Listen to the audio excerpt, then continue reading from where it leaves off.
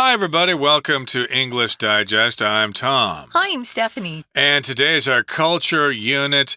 And it could be our science unit, I suppose, because the thing we're going to talk about is a scientific phenomenon, but also it has some cultural significance to people all over the world. And what is that thing? It is a rainbow. That has to do with light refracting in the atmosphere, but also people see the rainbow and they go, wow, that means something. Well, for me, it's just magical. And we seem to get a lot of them here in Taiwan. You know, we have these brief showers and then that rainbow appears and it's so beautiful. I loved them as a kid. We didn't have much rain in the area where I grew up. It was a desert, but we got good rainbows if we did get one. They were just very rare. So we're going to talk about rainbows, sort of the color spectrum, but also, as Tom said, about the cultural significance it has these days. Red, orange, yellow, green, blue, indigo, and violet. Often summarized as Roy G. Biv, these colors merge to form an important artistic tool and cultural icon, the rainbow. For many people, the rainbow means hope and peace. For others, it's a fascinating display of science. But what science exactly lies behind these spectacular arrangements of light? Rainbows are an optical illusion caused by light passing through water. Water is denser than air, so when light passes through rain or fog, the light is slowed and bent. As it changes in speed, the light divides into different wavelengths, which become the different visible colors. This process is called refraction. This refracted light is then reflected by other water droplets, which is what produces the arched spectrum of colors we call a rainbow. The shape of the rainbow depends on the viewer's position. When we stand on the ground, the rainbow appears in an arch above us. But if we were to view the rainbow from above, in a plane for example, then it would appear as a continuous circle. Rainbows have appeared as a symbol in many cultures throughout the world. In Christianity, the rainbow is seen as God's promise not to flood earth again. Some symbols are similar across cultures. In Hindi and pre-Islamic cultures, the rainbow is a bow used by gods to shoot lightning. The rainbow is seen as a bridge connecting the human world to the gods they worshipped in both Roman and Norse traditions. Despite the lack of a universal meaning, humanity's appreciation of this natural phenomenon remains constant. Okay, let's dive in, guys. We've got rainbows, a symbol of hope, freedom, and more. If you're a symbol, you kind of represent something. And here we're saying that rainbows represent hope, freedom, and more. And we're going to get to that later. First, though, we want to look at what rainbows really are, scientifically speaking. So we've got the colors red, orange, yellow, green, blue, indigo, which I'm sure a lot of listeners aren't familiar with this word indigo, but it is a color we use, a color word. We have a lot of color words. I've discovered, Tom, that in English, we have more color words than you guys have in Chinese. We have so many. It's crazy. Which is not to suggest you don't have as many colors in Chinese. It just seems that the description in Chinese is a lot simpler. In English, you have to learn whole new words. It's crazy. Yeah. So indigo, for those of you who don't know what this means, it is a color that kind of combines a dark purple with blue together. And then sometimes you'll see like a range of indigo colors. You can go from dark purple that has blue in it, and then it can even go to a grayish blue. So indigo is kind of cool. And we've got violet at the end, which for me is kind of this light purple color. It's quite beautiful. So we often summarize these colors that I just read off as Roy G. Biv. Those are just the first letters of each word of those colors in the rainbow: red, orange, yellow, green, blue, indigo, and violet. But don't spell it, guys. People won't know what you're doing. Just say Roy G. Biv. It's very important not to say this. ROYGBIV. No. Right. There are other little tricks we use to memorize things, which we won't get into right now. But this is one way to memorize all the colors in the rainbow. And these colors merge to form an important artistic tool and cultural icon, the rainbow. If we're talking about an artistic tool, then that means we're talking about the colors of the spectrum. That would be important for artists when they're mixing their colors, when they want to get ready to paint. And, of course, the rainbow itself represents a lot of things in different cultures because, of course, before science knew exactly what a rainbow was, people had no idea what was causing that. Yeah. So they probably thought, oh, it's a sign from God, or it must mean there's going to be a good harvest or something like that. I would imagine most people were optimistic about seeing a rainbow because they're just so darn pretty. Oh, they're so pretty. I wonder if any of them, though, got the connection between rain and then that rainbow appearing. So I wonder who first figured out the connection. They should be given a bonus point. So what about science? What's the science exactly that lies behind these spectacular arrangements of light? I'm not great with science, so I'm going to leave it to the writer. But first, before we go on to paragraph 2, we're going to talk about this vocabulary word, spectacular. Spectacular is a great word that has some hints inside the word as to what it means.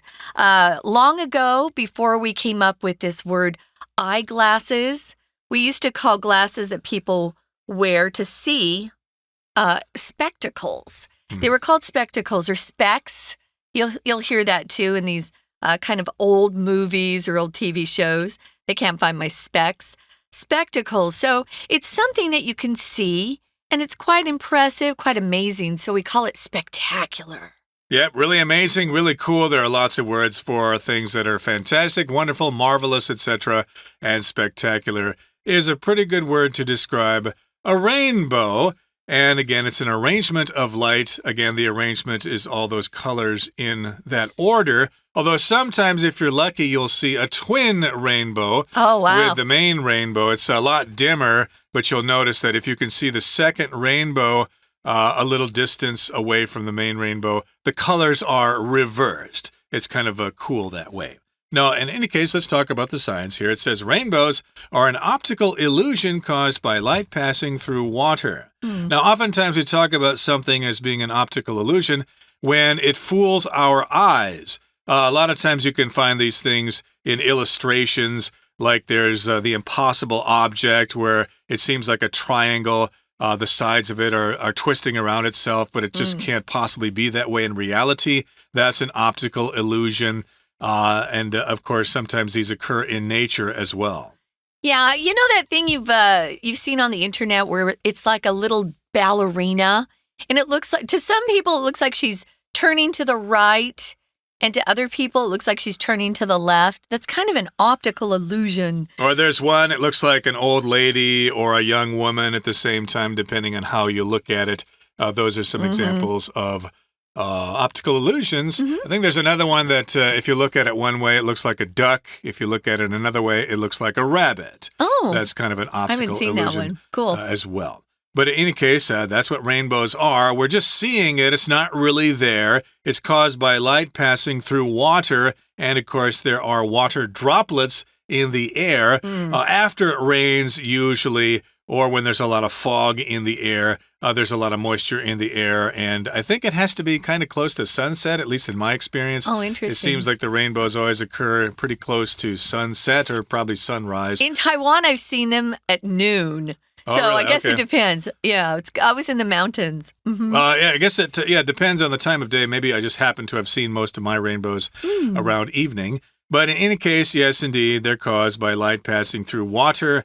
And water is denser than air, so when light passes through rain or fog, the light is slowed and bent. Now, here we've got the word dense, which means it is closer together, it's heavier, there's more material there, and so therefore water is heavier, it has more mass than air, so as a result of that, light passes through the water droplets in the air, and it bends the light, and then it bends it into all the different colors of the spectrum. And then, as it changes in speed, the light divides into different wavelengths. So we've got different colors based on how long the wavelength is, and these become different visible colors. If something's visible, it just means you can see it with your eyes. Yeah, it's nothing more than that. Oh, yeah, it's not visible yet. Or maybe your eyesight is getting worse and it's hard to see anything these days. Your vision is getting worse and things aren't as visible as they were earlier. So these wavelengths are affected by the speed, the change of speed in the light. And then that's when they become these different colors, visible colors, colors you can see. Now, this process is called refraction.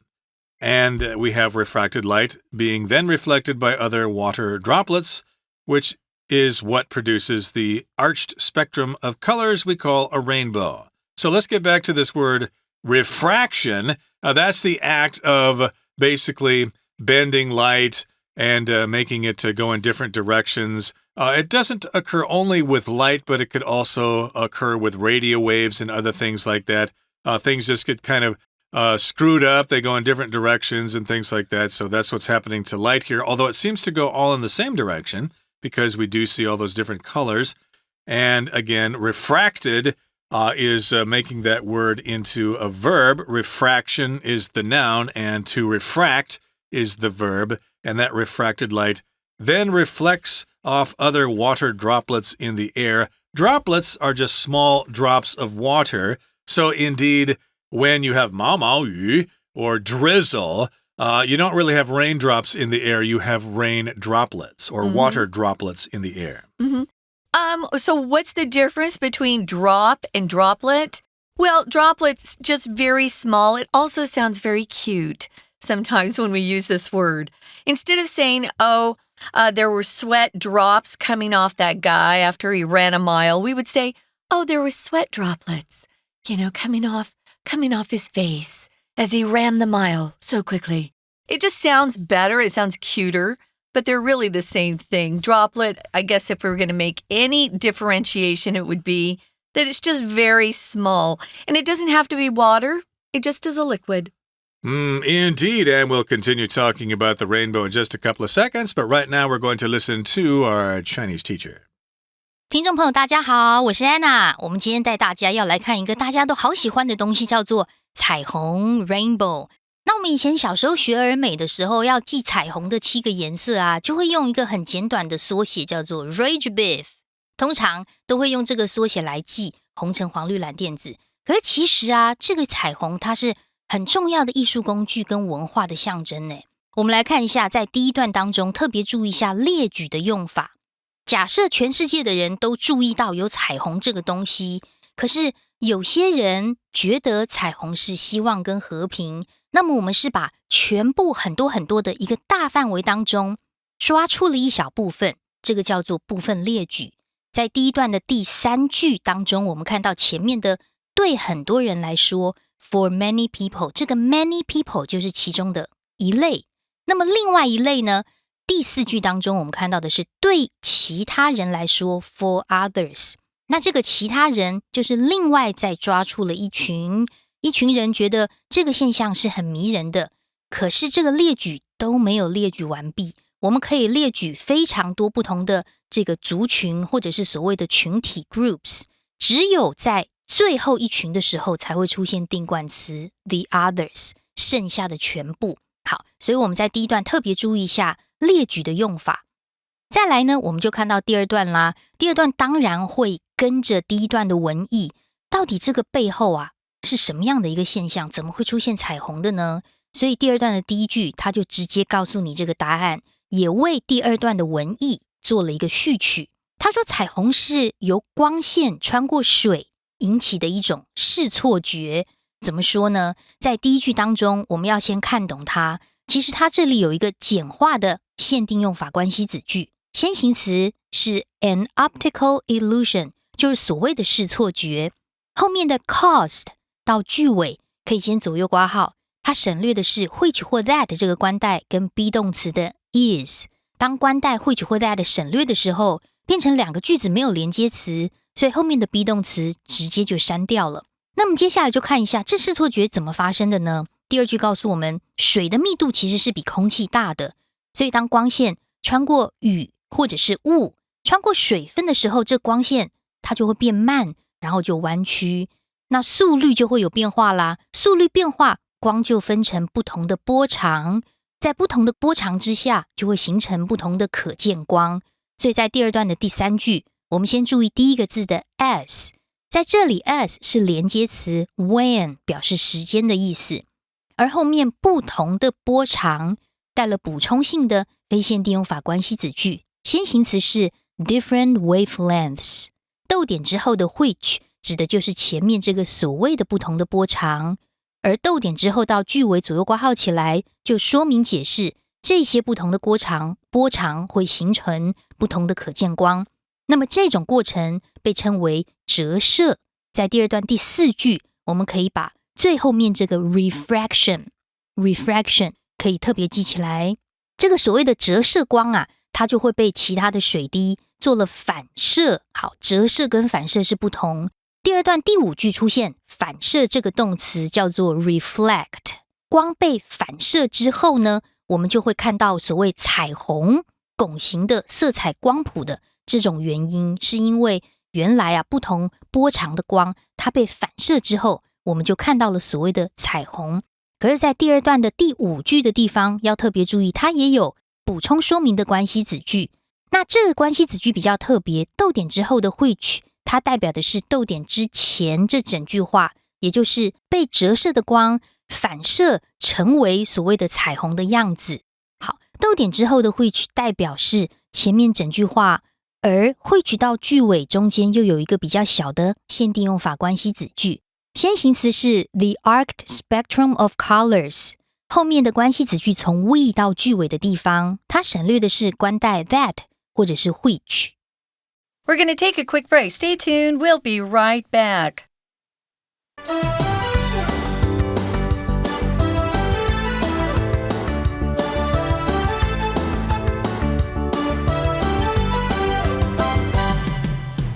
We shall now continue with our lesson. Again, we're talking about rainbows.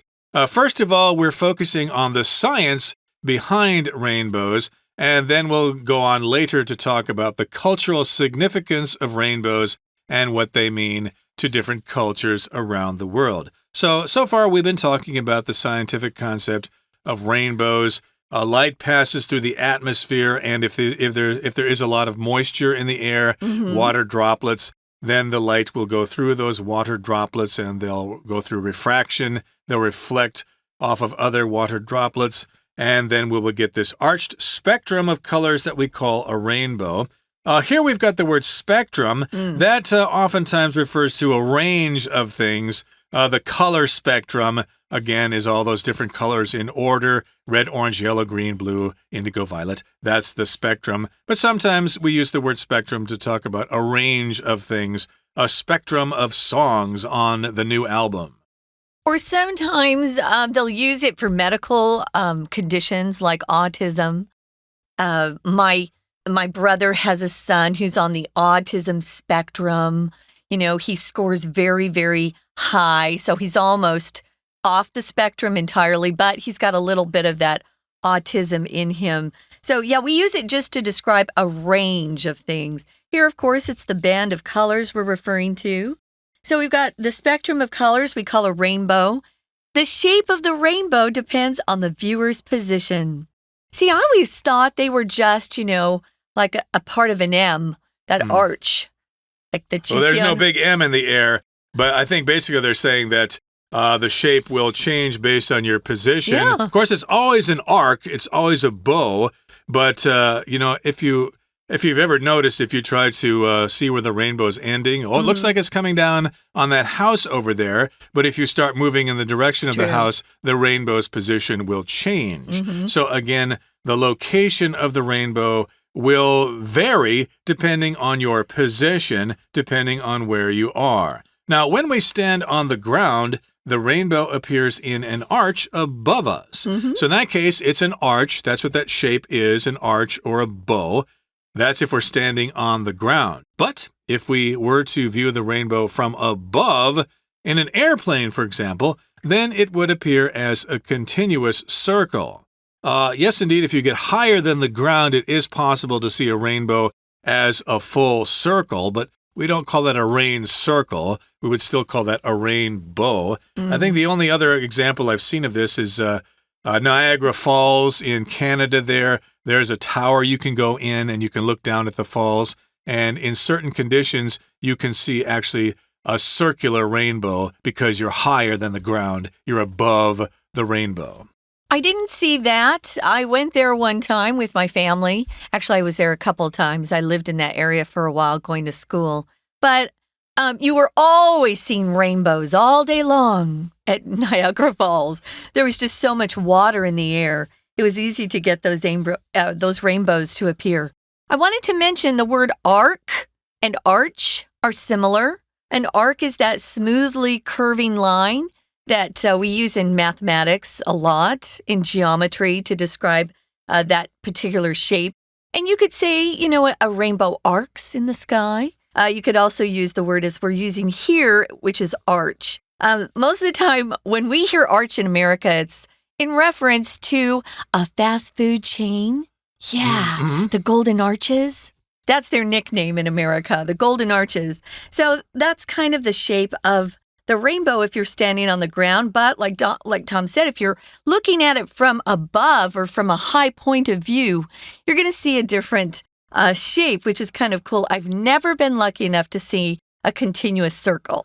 Me neither, but I have been fortunate to have seen the reflecting rainbow that I told you about earlier, the dimmer one that actually reverses the colors. That's kind of cool to see as well. Now, rainbows have appeared as a symbol in many cultures throughout the world. Okay, so we've finished talking about the science aspect of rainbows. Now we're going to talk about the cultural aspect of rainbows. And yes, in various cultures around the world, rainbows have different kinds of meanings. Let's start with Christianity. The rainbow is seen as God's promise not to flood Earth again. Remember, there was a big flood, maybe many floods, a long time ago. You know the story of Noah and his ark and stuff like that because there was a big world flood. And then God thought, I've been so mean to all these people. I guess I'm going to promise them that I will never flood the earth again.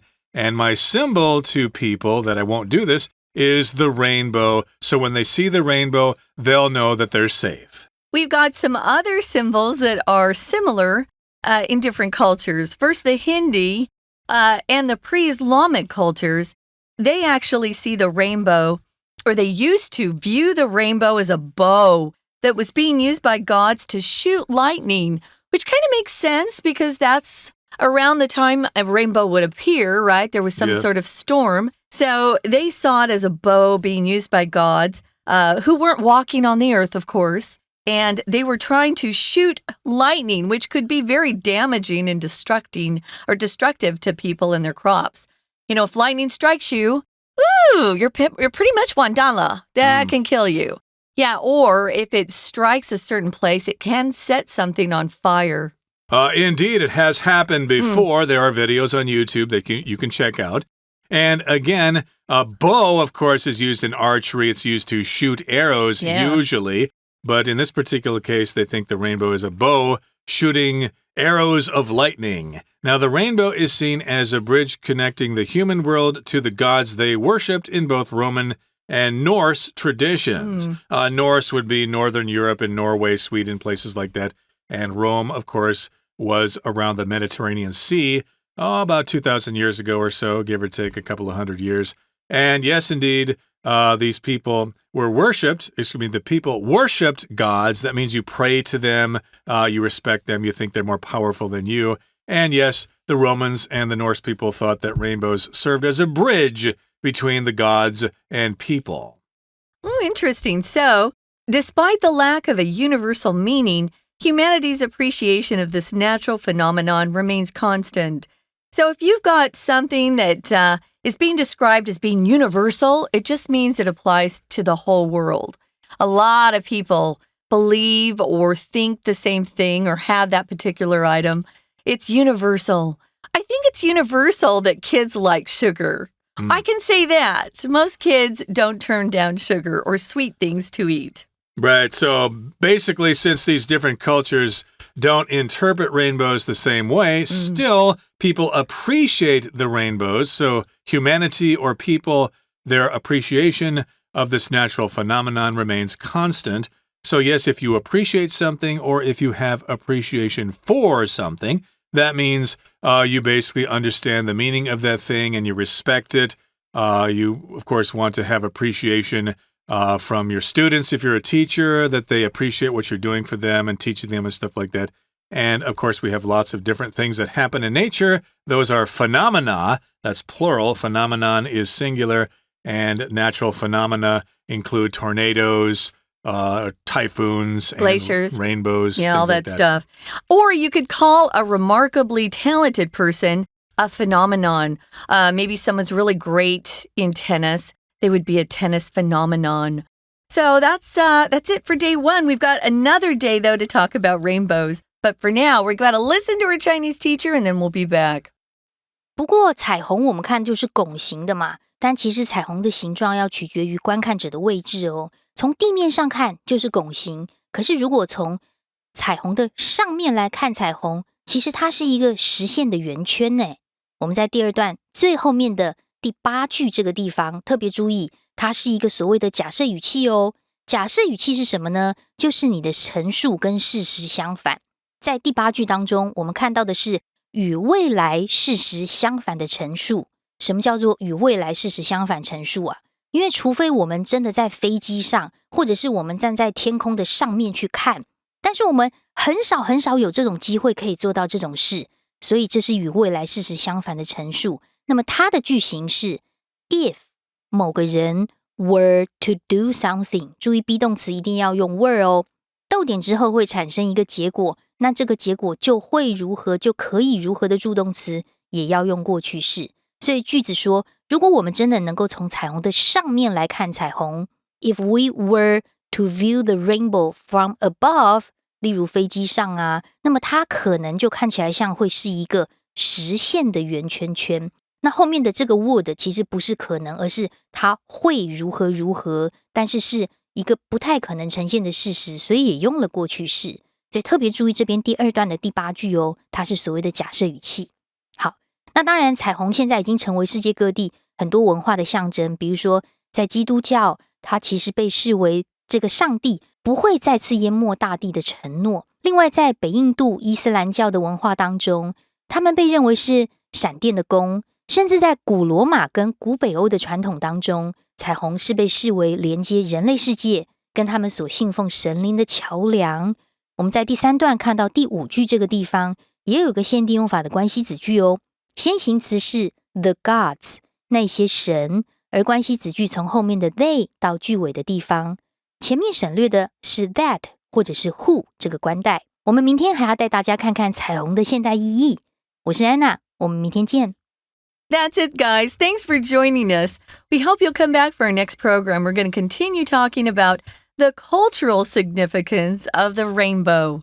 For English Digest, I'm Stephanie. I'm Tom. Goodbye. Bye.